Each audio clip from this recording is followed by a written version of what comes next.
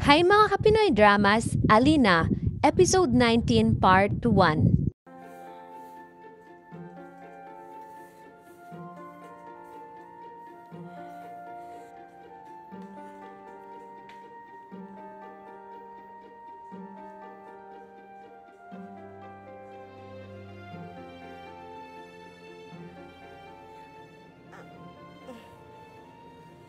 Ay, baba mo na ako.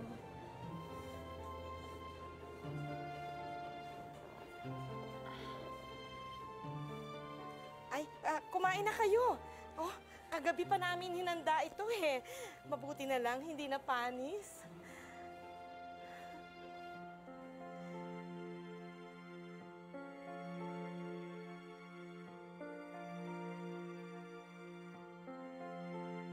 Sinsinin mong maigi, ha? Para hindi pasukin ng lamig.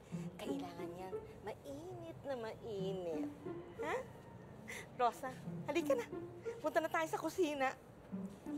Tulungan mo ako doon. Alam mo, buti na lang wala masyadong lamok dun sa ilog. Kundi, tusok-tusok kayo dun at ninengge pa kayo.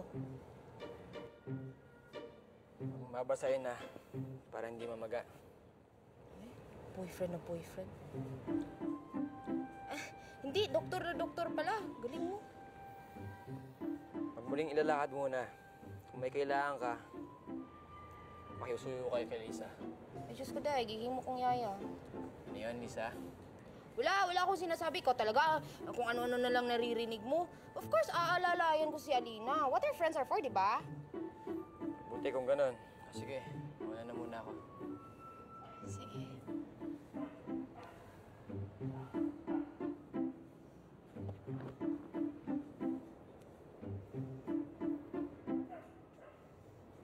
Hoy! Kayo na ni Dominic, no?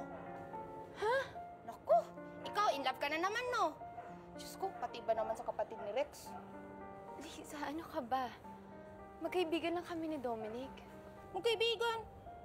Kung nakita mo lang kung paano ginagamot yung paa mo, kulang na lang isusubo yung hinlalakoy mo. Uy, ikaw talaga, ang bastos mo. Hindi. Basta, payo as a friend, as a best friend, as a sister, tanan-tanan, hinahinay raday. Pero in fairness, lami man ng hinlalaki. Hinlalaki.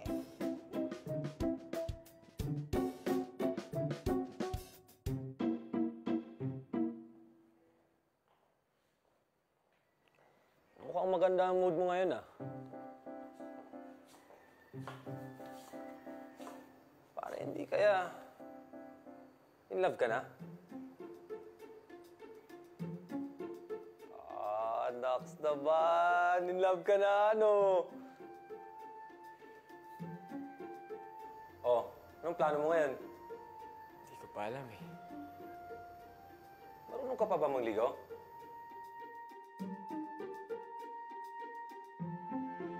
Talagang wala kang katinuang babae ka. Saan ka natulog kagabi? Pinayagan kitang lumabas kahit grounded ka. Pero hindi ka pa rin husto. Oh, kailan ang balak mong umuwi? O baka naman ang balak mo dito na tumira? Mas mabuti pa nga siguro dito na lang ako. Kasi dito kahit papaano masaya ako. Dito napapakinabangan ako.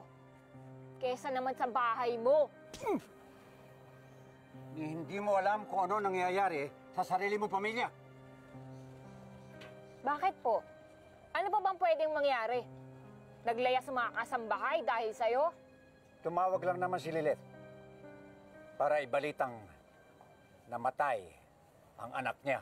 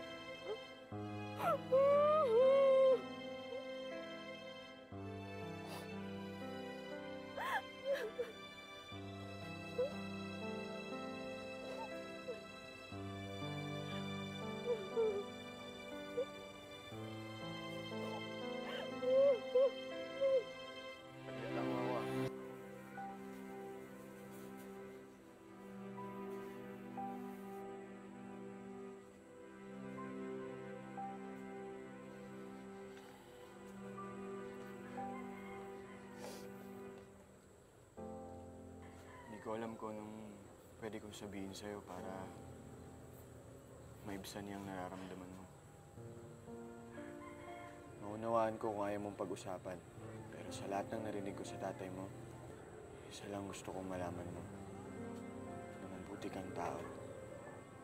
At salamat Para saan?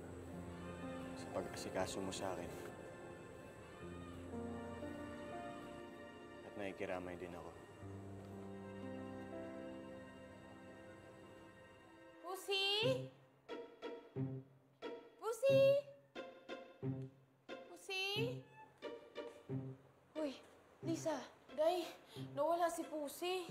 baka naman lumabas lang ng kwarto. Pero katabi ko siya laging matutulog ako. Tsaka katabi ko siya pag gumising ako. Tsaka bago ako natutulog, sinasara ko talaga yung pintuan, te. Baka naman dumaan lang sa bintana. Gusto mo tulungan kita maghanap sa kanya mamaya? Sige, tabangi ko, be. Salamat, ha. Saan na raw itong iringa to, eh? Pusi! Naku, maraming salamat, Father, at nadalaw niyo kami. Matagal na kasing hindi dumadalaw sa akin sa simbahan si Dominic. Simula ba nung nabalitaan kong meron siyang inuwing babae dito sa bahay? Ay, sinabi niyo pa, Father, kasi halos lahat ng oras niya nasa mag-ina na, lalo na kung walang trabaho. Mabuti pa kaya, Father, umakyat na kayo sa itaas. Total, sanay na kayo dito sa bahay. Ho? Kasi hindi niya maiwan yung bata dahil nasa incubator. Sige. Rosa, pakisamahan mo si Father. Maghahanda lang ako merienda, ha? Okay. Dominic! Father, nadala ho kayo. Naku, iho. Mukha yatang hindi ka na nakukuhang dumalaw sa simbahan ngayon, ha? Naging busy lang ho. Gandang bata nito. Father, si Alina. Alina, si Father Carlito. Alina ba ikaw mo? Naku, ang gandang-gandang bata nito. Ikaw, Dominic, ha? Hindi mo man lang nakuhang ipakilala siya sa akin bago man lang tayo nagkagulatan nang iuwi mo siya dito sa bahay. Abay, kung hindi ko pa ito nabalitaan sa bayan, hindi ko na ito malalaman, iho. Kung nabubuhay lang ang iyong mama, naku, hindi siya papayag na ganito lang. Kailan naman ang binyagan? Ang gandang bata nito talaga. Paglabas po ng bata sa incubator, yung pong binyag pag-uusapan na namin. Kailan kayo ikakasal?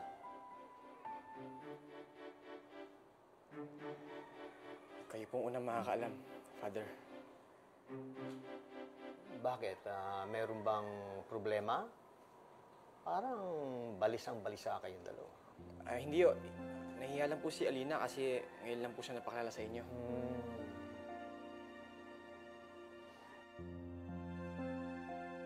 Pusi? Pusi? Ay, nakita mo ba si Pusi? Hindi. Siguro ikaw talagang kumuha kay Pusi. Ikaw lang naman ang galit sa kanya, eh. Aanin ko naman yung pusi mo. Yung bahong-baho nun. O kita mo? Galit ka talaga kay Pusi. Talagang galit naman ako sa pusi mo.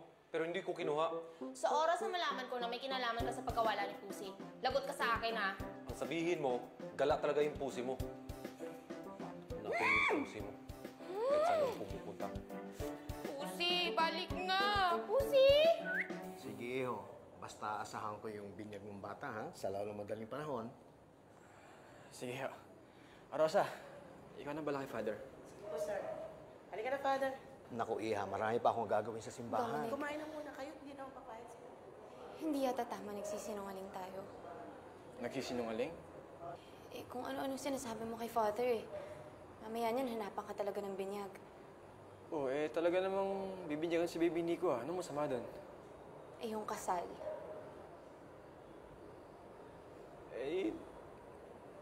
Masama ba kung Masama bang ano? kung tutuhain na lang? Totohanin. Totohanin ng ano? Yung binyag.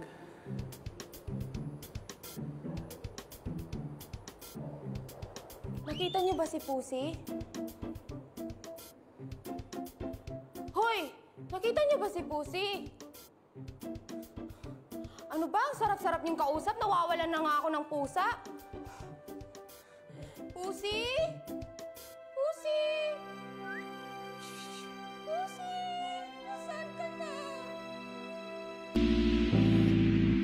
Subscribe for more videos.